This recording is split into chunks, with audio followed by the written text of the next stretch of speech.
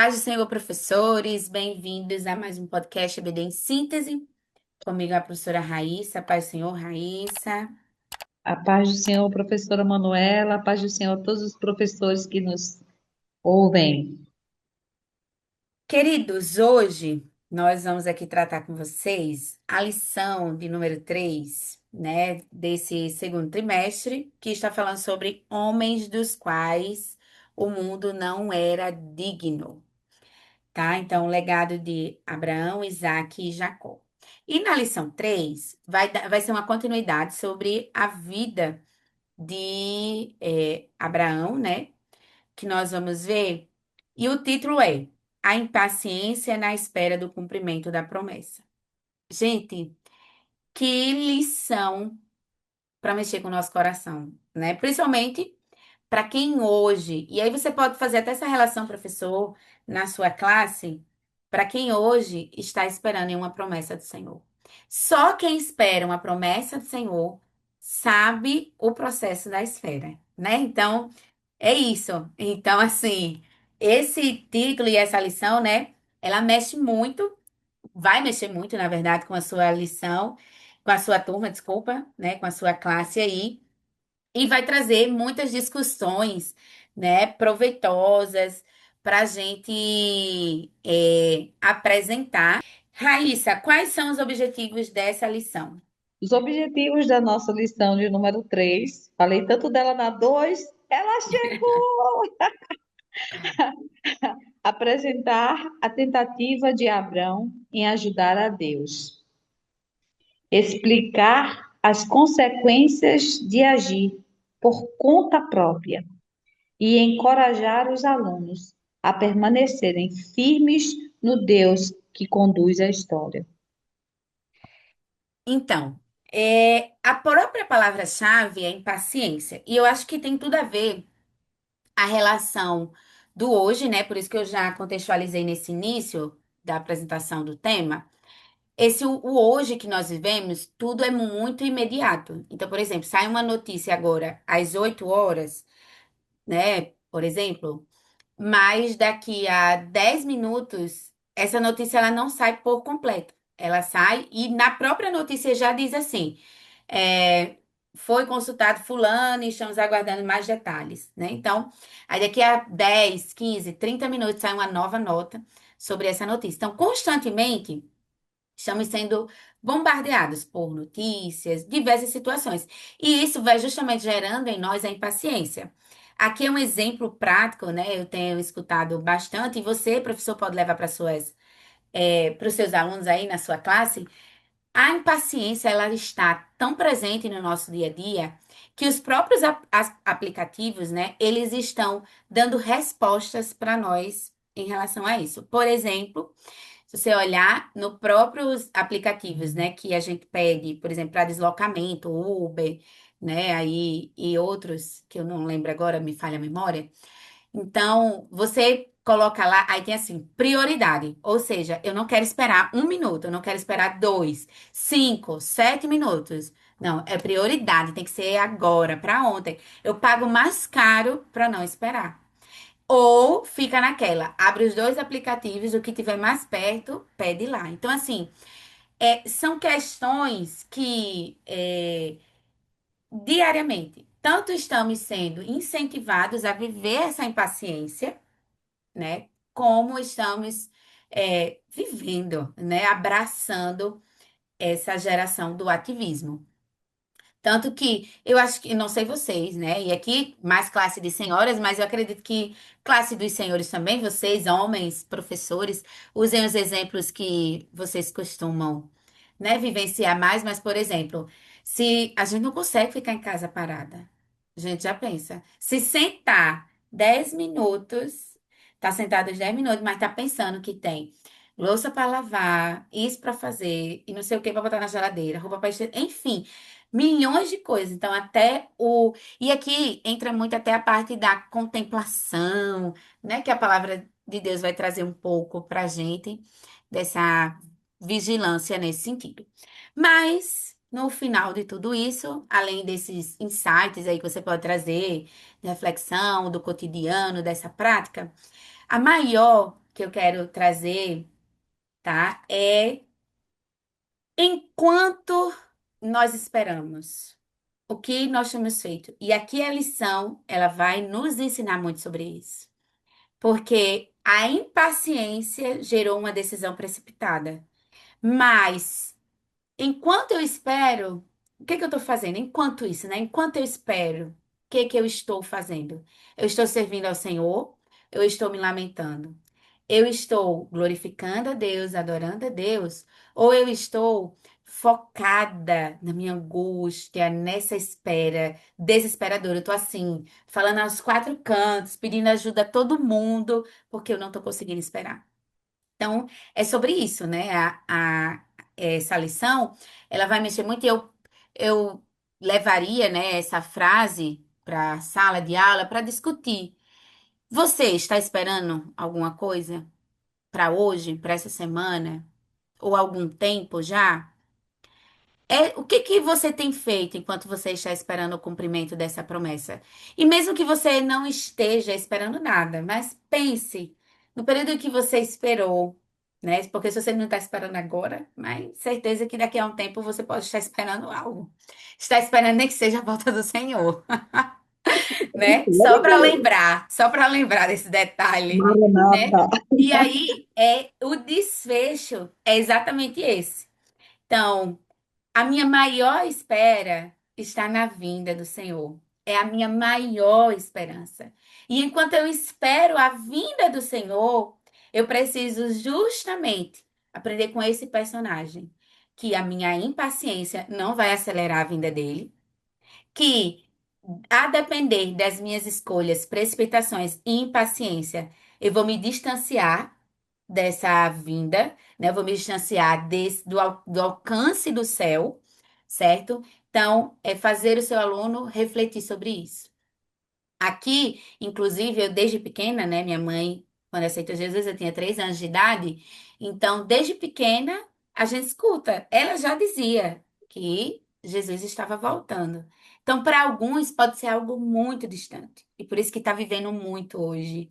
Muito a impaciência desse mundo, né? O ativismo desse mundo. Mas eu preciso, e aí é retomada da palavra, né? Eu preciso estar esperando hoje. É a minha maior espera hoje, né? Eu posso estar esperando outras coisas, outras promessas, mas essa é a maior. Raíssa, quais são suas dicas, sugestões para essa lição, para os professores aí em seu planejamento? Manu, a impaciência. Minha gente, nós estamos impacientes hoje, até com o áudio no WhatsApp, a gente, como é que Acelera, diz? Acelera. acelera. Eu não acelero, não, para ainda manter minha sanidade. Mesmo quando é um áudio comprido, eu fico ouvindo ali, eu digo, Deus há de me ajudar. Porque eu penso que se eu fizer isso uma vez, nunca mais eu terei.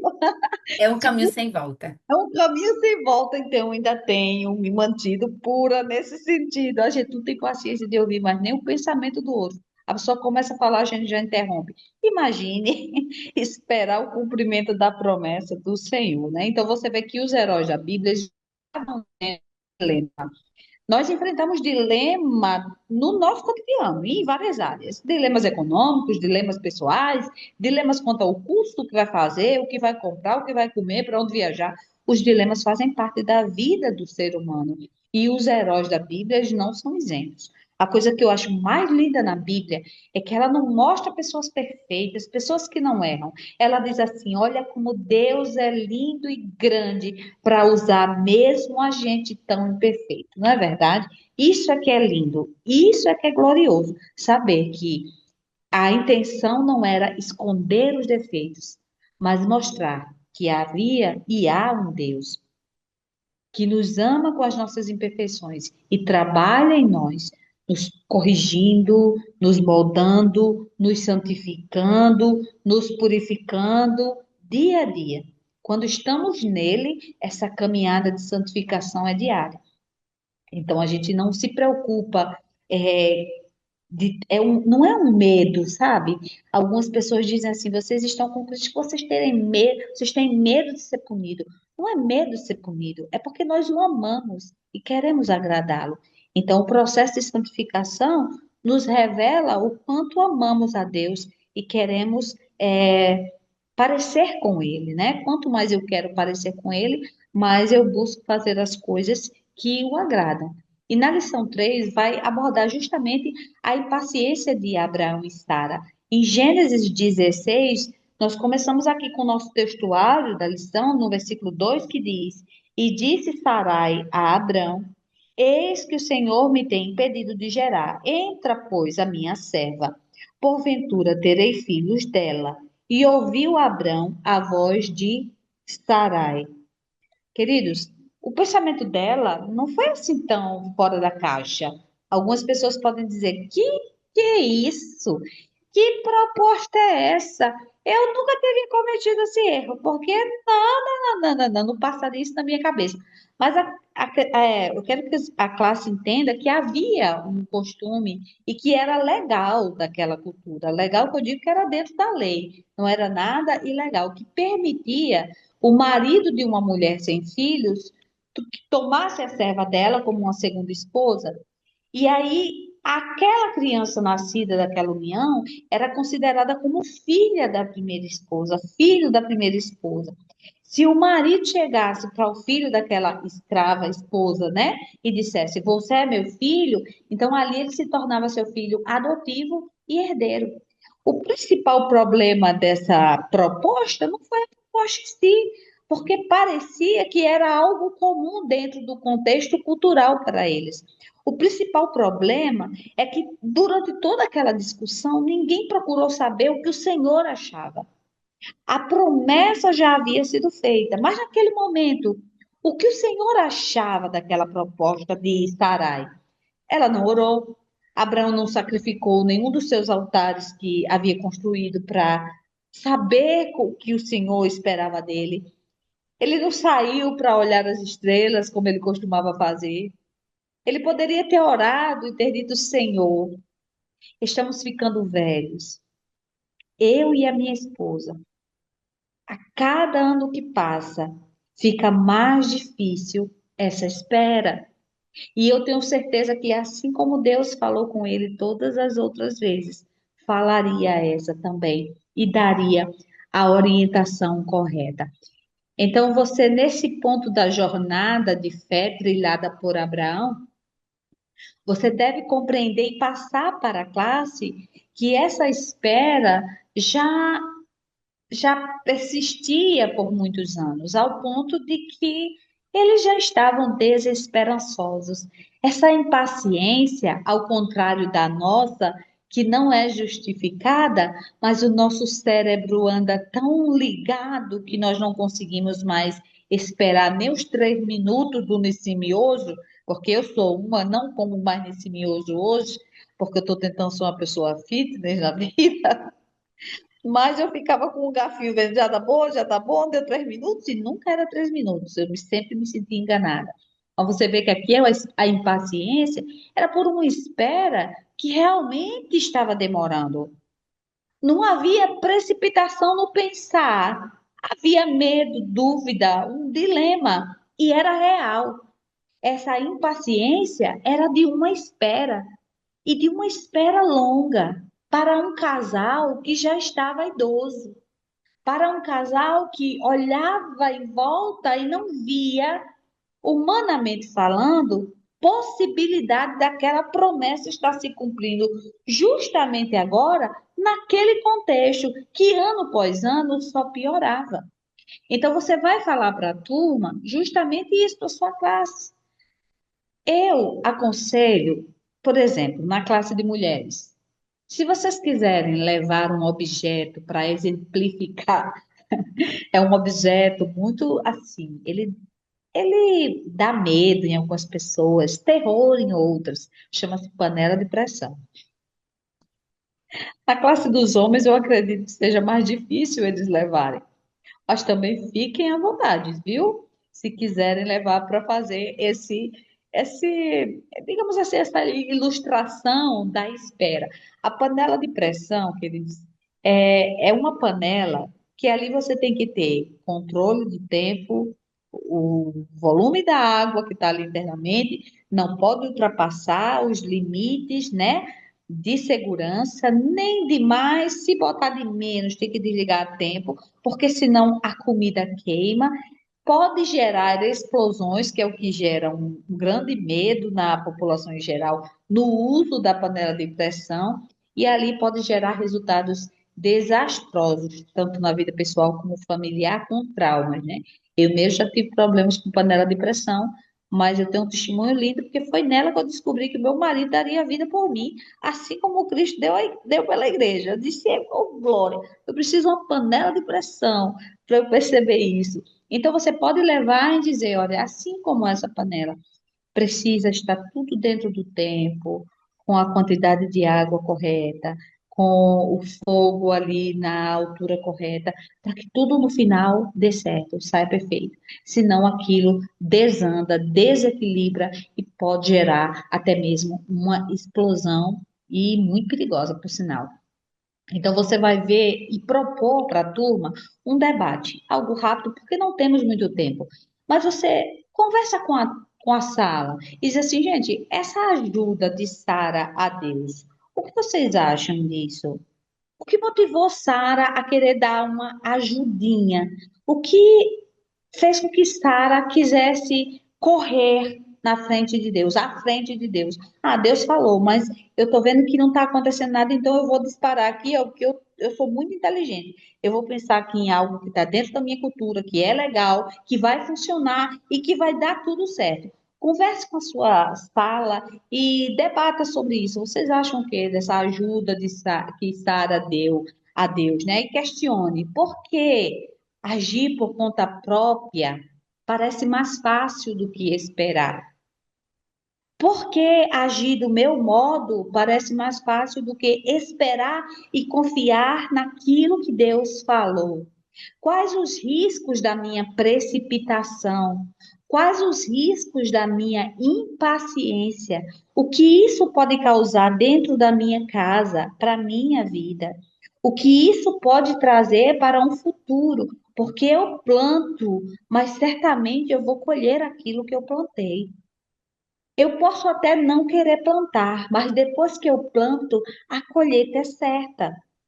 Então, faça esse debate, esse momento de perguntas e respostas, faça com que sua turma participe, coordene o tempo para que haja equilíbrio, para que você não atropele os outros tópicos por causa de um momento como esse, mas é muito interessante botar a turma em pelo menos, não todas as aulas, mas uma ou outra, a gente pode, né, dar essa, digamos assim, essa chance maior da classe participar. Porque senão a gente sabe, devido ao nosso tempo, o tempo vai-se embora só com a classe falando. Mas você coordena direitinho. Peça aos alunos que pensem durante essa temática, pensem em algo, reserve um momento para que eles reflitam em algo que Deus prometeu a eles, em algum sonho que eles estão esperando. Naquele momento que você perguntar isso, peça para eles fecharem os olhos e lembrar, para que Deus traga a memória de alguma promessa feita por Deus ou de algum sonho que eles estão apresentando ao Senhor e orando para que aconteça. E depois você, enquanto eles estão ali com os olhos fechados, pensando sobre isso, você conversa com eles. O que você poderia fazer para manter a sua paciência enquanto você espera? O que você poderia fazer de forma prática para não passar na frente de Deus, pular as etapas e sofrer consequências lá na frente? Enquanto você vai falando isso, ele se mantém ali refletindo sobre isso, ou com o olho fechado, ou com o olho aberto, mas que seja um momento de reflexão.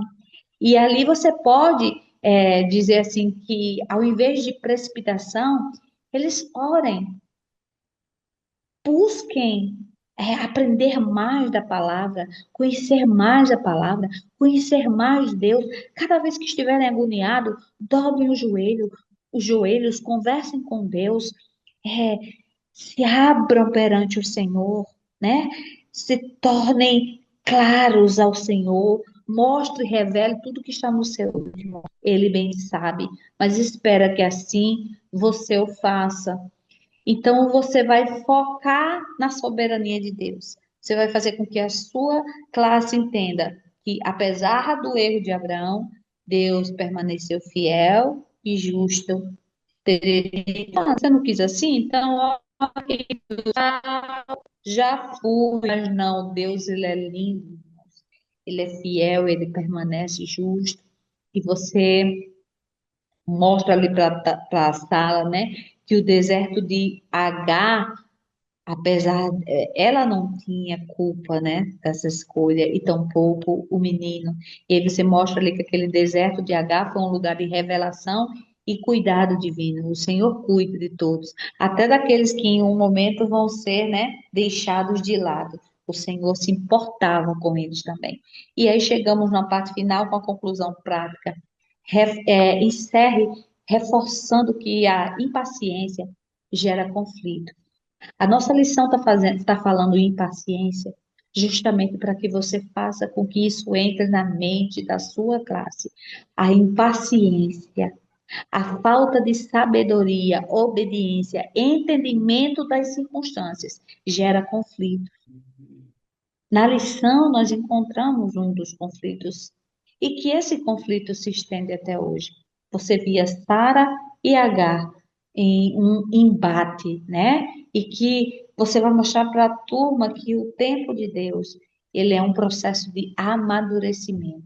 Às vezes queremos passar por cima das etapas, mas elas são importantes. Elas são importantes. Elas nos fazem amadurecer. Então, acredito que encerro aqui, Manu, a minha participação da lição 3 da impaciência. Eu fui até paciente.